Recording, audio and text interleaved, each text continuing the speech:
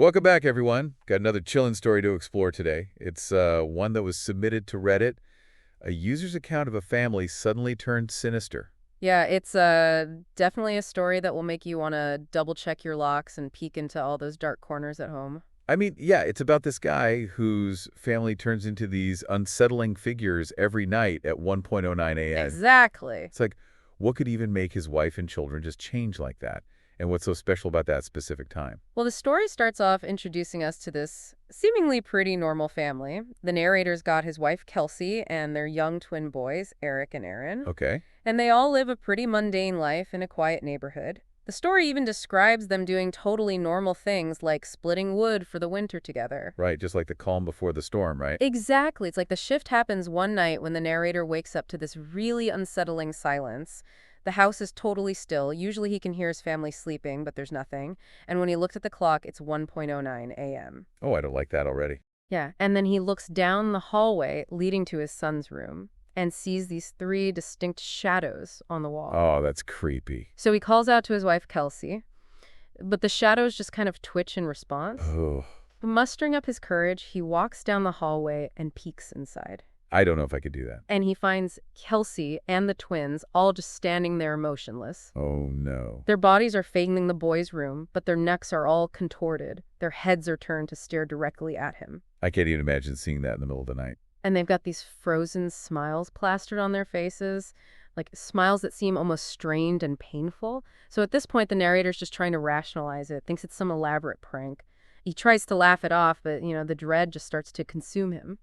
Yeah, even when you're confronted with something that strange, it seems like your first instinct is always to look for a logical explanation, even if it's unsettling. Exactly. So he starts talking to them, and their bodies start jerking and twitching unnaturally. And then suddenly, the digital clock on the microwave beeps as if it's resetting itself. What? And the narrator's just watching as the twins turn in unison and walk back to their room. And Kelsey just wordlessly follows them back to bed. And she immediately starts snoring as if she'd been sleeping the whole time. That's so disturbing. That's snoring. It's like she's trying to convince him or herself that nothing even happened. Yeah, it's so strange. So he checks his phone completely disoriented, and it's 1:10 a.m., but he could swear that at least 5 minutes have passed. Huh. It just doesn't make sense. So obviously he's shaken and decides to confront Chelsea in the morning. Oh, this is where it gets even more unsettling, right? Yeah. The next day, the whole family's acting like nothing happened. They deny any kind of prank. They even express fear when he mentions these creepy smiling figures. So now he's left questioning his sanity. He's starting to think maybe he dreamed it all, but that discrepancy in time just keeps nagging at him. And determined to get some answers, he comes up with this plan to record his family if it happens again. Oh, man. I can only imagine the anxiety leading up to that second night. Knowing that something's wrong, but not knowing why or what. So the second night comes, and he's lying awake, just anticipation and dread twisting in his stomach. And just as he expects, he wakes up again to that eerie silence. It's 1:09 a.m. He reaches for his phone to record, but it's completely frozen. Oh, God. And the TV, which usually is displaying the static screensaver, is frozen on a single frame. It just adds to the unnatural quiet. And so he walks to the hallway. It's like the whole world's holding its breath. This time, though, his family is standing right there facing him, and their smiles are even wider than before, almost grotesque. And now he's close enough to actually see their eyes. They're bloodshot and wide, unblinking. And in a moment of fear, he covers his mouth to stop himself from gasping. And as soon as he does, they all take a step towards him. Oh, that's terrifying. So he retreats back, and they follow him, mirroring his every move. And he just panics, turns, and runs back to his bed as they give chase. And he feels these heavy blows to his back as they reach him. Wait. The children are attacking him? Yeah, and each blow is so much stronger than you'd expect for their size. He hides under the blanket, curling into a ball, and the attacks stop as soon as he stops moving. Through the blanket, he hears this ragged breathing near him, and then a voice that sounds just like Chelsea raps out, "I know you're not asleep." That is bone-chilling. Then silence. The microwave beeps. The television flickers back to life. and he hears his family retreat to their rooms. And when he finally gets the courage to check the time, it's 1:10 a.m. again. Another chunk of time just gone. So whatever's happening, it's bound to that specific time frame. Yeah. So he's terrified, but he's determined to survive. So he resolves to just feign sleep if it happens again, hoping it'll stop them. He mentions that he's got a plan for the next night, but doesn't say what it is. That's a good cliffhanger. Man, this story really gets under your skin. That imagery, the quiet dread, the unanswered questions, it's all so carefully crafted to build suspense. What do you think's going on here? Is this like a haunting or some shared delusion or something else entirely? Well, it's interesting you mentioned a shared delusion. It's definitely possible. The family denies it ever happened. They all move in sync. It could be some kind of psychological phenomenon, maybe a shared stressor manifesting itself in this bizarre way. But what about the missing time and the frozen technology that seems to go beyond psychology? Right, you are. Those details definitely point to something supernatural. It's hard to ignore that.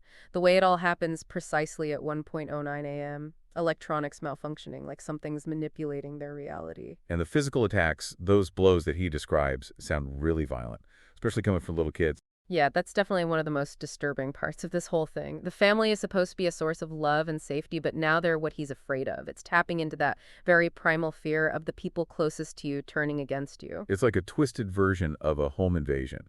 Instead of strangers breaking in, it's the family itself that's the intruder. Exactly, and that violation of trust, of the sanctity of the home, that's what makes this so unsettling. The story also kind of plays on our expectations. We're so good to thinking of children as innocent and vulnerable. But here, they're aggressive and violent. Yeah, it really subverts the way we normally think about family dynamics. The roles are completely reversed. It creates the sense of unease, like something's just wrong. And his helplessness just adds another layer to the horror. He's trapped, desperate for answers, but he can't get any. That isolation, that feeling of not being able to trust your own perception, it's a powerful tool in horror. It forces you, the reader or listener, to confront their own vulnerability. It makes you wonder, what would I do in that situation? Would I fight back, try to escape, or just give in to the fear? Well, the story doesn't give us any easy answers, and that ambiguity is what makes it so effective. It really stays with you. It makes you fill in the blanks with your own fears. His decision to pretend to sleep is interesting. On the one hand, it's a survival tactic to avoid being hurt, but it also feels like giving up, accepting this new reality. I think of it more as a calculated risk. He's gathering information, observing their behavior, trying to find a weakness or an opportunity to escape. Remember, he mentions a plan for the next night. Ah, yes, the plan. It's a glimmer of hope. It tells us he's not giving up, but he doesn't reveal any specifics, which just adds to the suspense. What could his plan possibly be?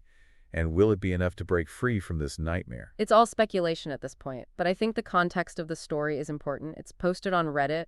It's a place where users share their experiences and ask for advice, connect with other people. The narrator's reaching out for help, hoping someone will give him an explanation or a solution. That adds a whole other layer to the story. It's not just some fictional tale.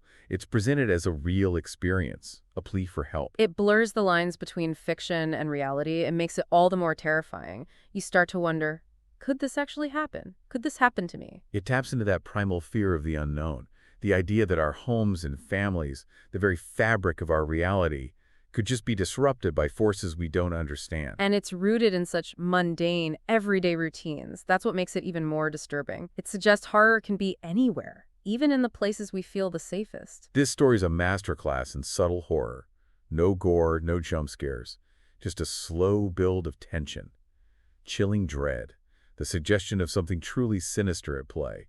Yeah, it really makes you question everything you think you know about the world. Like, if the most basic unit of society, the family, can be corrupted like this, what else is possible?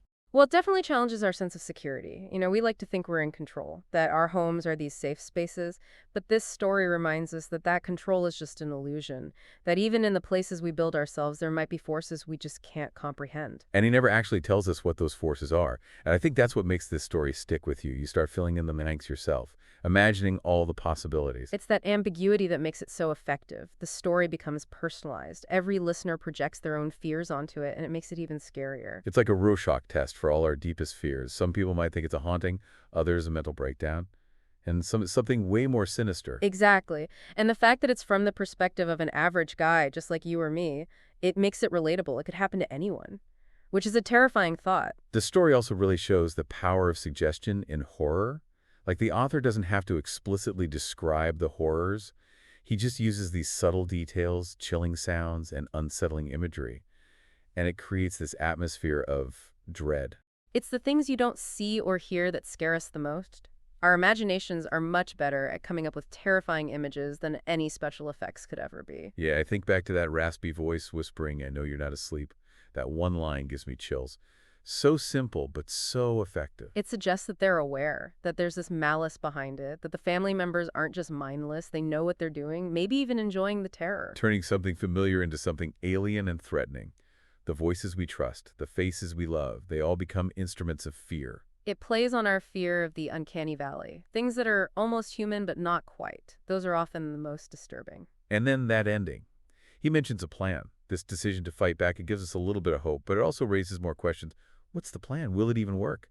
Will he survive? We have to imagine the possibilities, and that's the best part of a good horror story. It sticks with you. It makes you question everything. Well, this story is a great reminder that horror can be found anywhere, even in our own homes where we should feel the safest. It reminds us that the line between ordinary and extraordinary is super thin. And sometimes, the things that go bump in the night are closer than we think.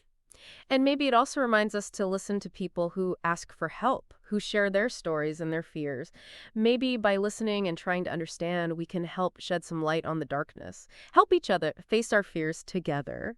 Until next time, keep those lights on.